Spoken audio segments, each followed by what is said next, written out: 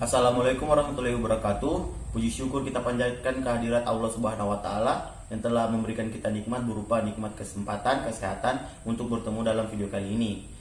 Yang saya hormati Ibu Rizka STMN selaku dosen mata kuliah. Perkenalkan, nama saya Abdul Hamzah, stambuk F1211958. Dalam video ini saya akan membahas seputar apa itu kristalografi dan mendeskripsikan salah satu sistem kristal tersebut. Oke, langsung saja. Nah, pengertian kristal. Kata kristal berasal dari bahasa Yunani, kristallon, yang berarti tetesan yang dingin atau beku. Menurut pengertian, kompilasi yang diambil untuk menyeragamkan pendapat para ahli, maka kristal adalah bahan padat homogen, biasanya anisotrop dan tembus cahaya, serta mengikuti hukum-hukum ilmu pasti, sehingga susunan bidang-bidangnya memenuhi hukum geometri. Bila ditinjau lebih dalam mengenai pengertian kristal, mengandung pengertian sebagai berikut.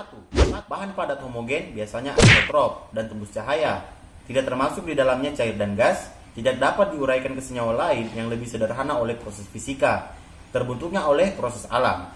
2. Mengikuti hukum-hukum ilmu pasti, sehingga sifat keteraturannya tercermin pada bentuk luar dan kristal yang tetap. Nah, di sini ada 3 proses pembentukan kristal. Yang pertama, fase cair ke padat. Kristalisasi suatu lelehan atau cairan sering terjadi pada skala luas, di bawah kondisi alam maupun industri. Pada fase ini, cairan atau lelehan dasar pembentuk kristal akan membeku atau memadat dan membentuk kristal. Biasanya dipengaruhi oleh perubahan suhu lingkungan. Yang kedua, fase gas ke padat atau sublimasi. Kristal dibentuk langsung dari uap tanpa melalui fase cair. Bentuk kristal biasanya berukuran kecil dan kadang-kadang berbentuk rangka atau skeletal form. Pada fase ini, kristal yang terbentuk adalah hasil sublimasi gas-gas yang memadat karena perubahan lingkungan. Umumnya, gas-gas tersebut adalah hasil dari aktivitas vulkanis atau dari gunung api dan membeku karena perubahan temperatur.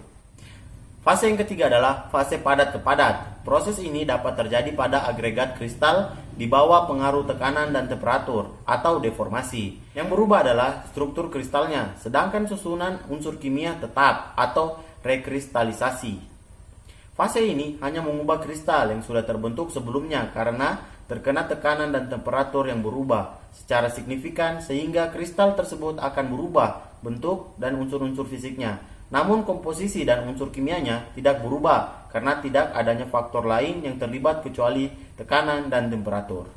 Sistem kristalografi terbagi menjadi 7. Mari kita deskripsi salah satu kristal tersebut. Langsung saja. Nah, yang pertama yang harus kita tentukan adalah unsur simetrinya, dimulai dari sumbu C. Pada bidang ini adalah 1, 2, 3, 4. Jadi sumbu C bernilai 4. Kita lanjut ke sumbu A. Ini adalah sumbu A. Agar mempermudah kita beginikan, kita hitung bidangnya yaitu 1 dan 2. Setelah itu kita mulai ke sumbu B lagi. 1, 2. Dan sumbu B memiliki 2 bidang. Jika dinotasikan adalah 3A2. Hitung sudut. Mari kita hitung sudutnya. Sudutnya yang ini dan ini.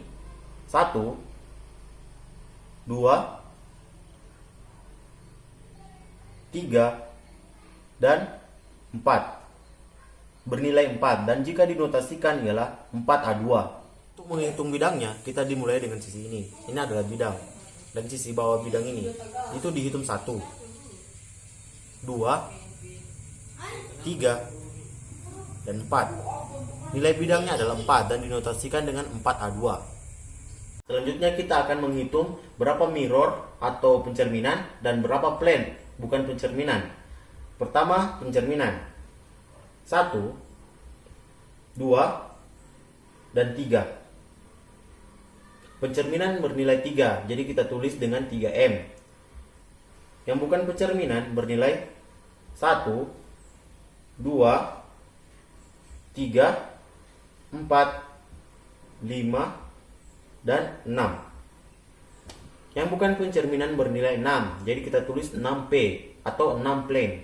Dan yang terakhir adalah menentukan kelas simetri. Kelas simetri di mineral bariosinkosit monogen adalah 2/4,2,2. Sconflish adalah D2H. Ya, demikian video tentang kristalografi tadi dan cara mendeskripsikannya. Lebih dan kurangnya saya mohon maaf. Wabillahi taufiq wal hidayah. Wassalamualaikum warahmatullahi wabarakatuh.